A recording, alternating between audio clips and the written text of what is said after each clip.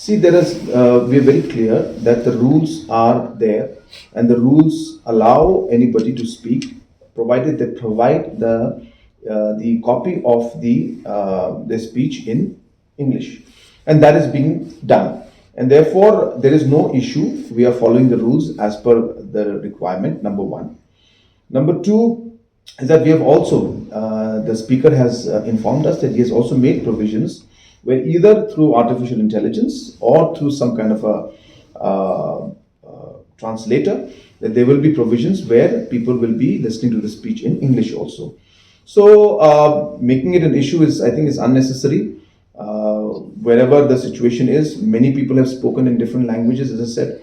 So, the individual concerned, our Honorable Governor, has limitations, and therefore he is speaking in Hindi. There's nothing wrong in that. So I just don't understand the whole issue that they're trying to bring up.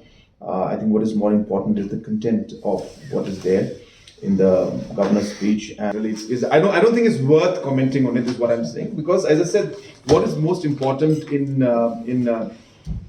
democracy and more important in legislation is the debates that take place, the discussions that take place. That is what we are meeting for, and it would be more meaningful if the honorable members would focus on those issues that are important for the state. We are ready to discuss and debate on various issues, and we have always been positive in terms of recommendations and suggestions given.